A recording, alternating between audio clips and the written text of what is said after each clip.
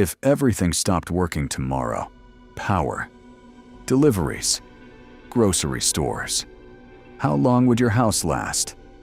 2 days? 3? Most people find out the answer the hard way.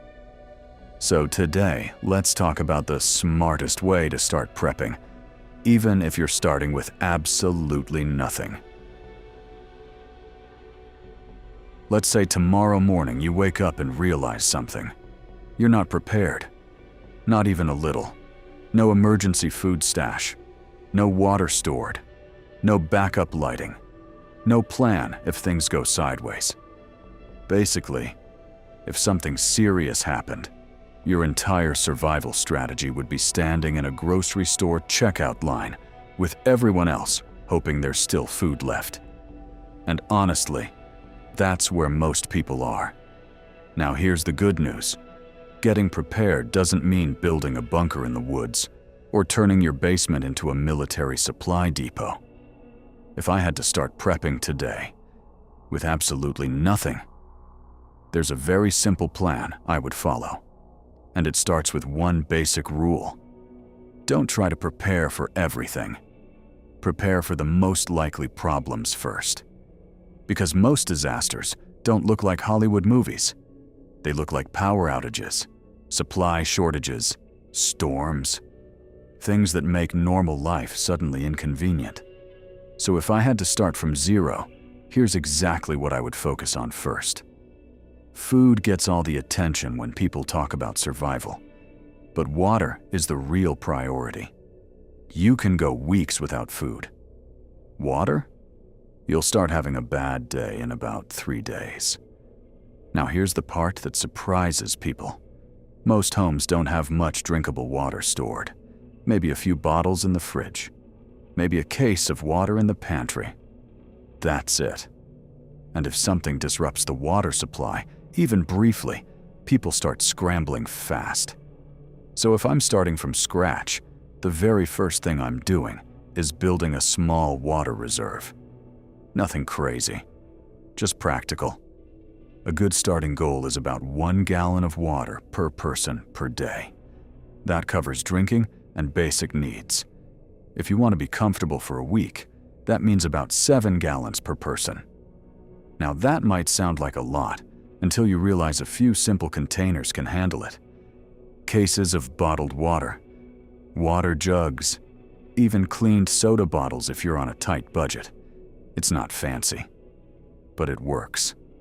And if the water ever stops flowing from the tap for a few days, you'll be extremely glad you did it. Trust me, nothing ruins your mood faster than realizing you can't flush the toilet because there's no water. That's when survival suddenly gets real. Once water is covered, the next priority is food. Now this is where new preppers sometimes make a mistake. They go online, start researching survival food kits, and before they know it, they're looking at a $1,200 bucket of freeze-dried meals. And while those are nice, they're not where I would start.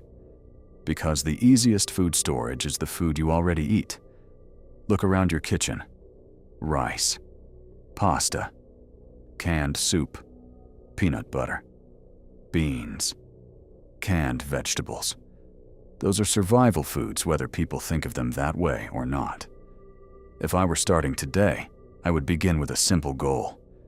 Build a 2-week food buffer.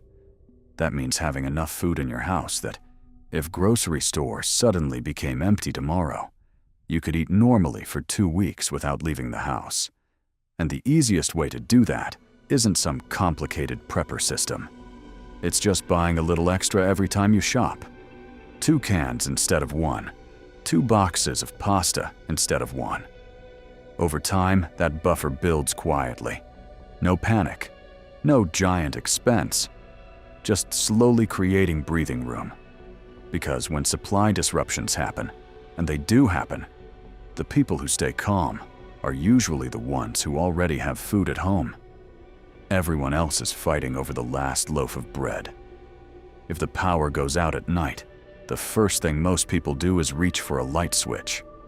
And when nothing happens, That's when you realize how dependent we are on electricity. Suddenly the house is dark. Phones start losing battery. The refrigerator stops running. And people start digging through drawers trying to find a flashlight they swear they had somewhere. So step 3 is simple. Backup lighting. Flashlights, headlamps, lanterns, even basic candles if that's all you have. But here's a tip most people overlook. Headlamps are incredibly useful. Having both hands free while you're moving around in the dark is a huge advantage, especially if you're cooking, fixing something, or trying to figure out why the breaker panel suddenly looks like it's judging you. And of course, don't forget batteries. Because a flashlight without batteries is basically just a very expensive paperweight. Now we move into gear that makes life easier during disruptions. Nothing tactical, nothing extreme, just practical tools, a good first aid kit, a portable phone charger, a small radio so you can hear news updates if the internet goes down, a multi-tool or basic toolkit, and maybe a few things people often forget, like a manual can opener. You'd be surprised how many people store canned food and then realize they can't open it if the power is out. That's the kind of moment that turns a serious survival plan into a very awkward dinner situation. Another good item is a small camping stove. Something simple that can heat water or cook basic meals if the kitchen stove isn't working. Because cold canned soup might technically keep you alive, but it's not exactly morale boosting. Once those basics are covered, water, food, light, basic gear, you've already done more preparation than most people. And here's the important part. You don't have to stop there. Preparedness is something you build over time. Maybe you add more food storage. Maybe you learn basic skills like cooking from scratch or growing some vegetables. Maybe you build a deeper emergency supply over the months ahead. But the foundation stays the same. Water, food, light, tools. The basics that make everyday disruptions manageable. Because the truth is, most emergencies aren't dramatic. They're inconvenient. They're frustrating. They're the kind of situations where the difference between panic and calm often comes down to simple preparation. Now here's something interesting. Most people know they should be more prepared, but they never start. And the reason usually isn't laziness, it's overwhelm. They imagine prepping as this huge, complicated project. Thousands of dollars in supplies, endless gear, some kind of extreme lifestyle change. But the reality is much simpler. Preparedness is just removing small points of failure in your life. Running out of food, running out of water, losing power. Simple problems that become stressful when you're not ready. Solve those problems ahead of time, and suddenly emergencies feel a lot less scary. There's a certain calm that comes with being prepared. When a storm warning shows up on the news, you're not rushing to the store. When people are panic buying bottled water, you're at home making coffee. When the power flickers and goes out, you already know where the flashlights are. Preparation doesn't mean you're expecting the worst. It just means you're not relying on everything working perfectly all the time. Because life rarely works perfectly. And the more complicated our systems become, electricity, supply chains, technology, the more fragile everyday life can be. A small disruption can ripple through the system quickly, but preparation gives you breathing room, time to think, time to adapt, time to wait for things to return to normal. If I had to start prepping today, from absolute zero, I wouldn't start with extreme plans. I'd start small. Water, food, light, basic gear. A little preparation today that quietly protects you tomorrow. Because the goal of prepping isn't to survive the apocalypse. It's simply to make sure that when normal life takes an unexpected detour, you're ready for the ride.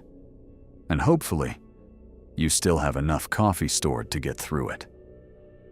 Because let's be honest, the real survival test for most people isn't running out of food, it's running out of caffeine.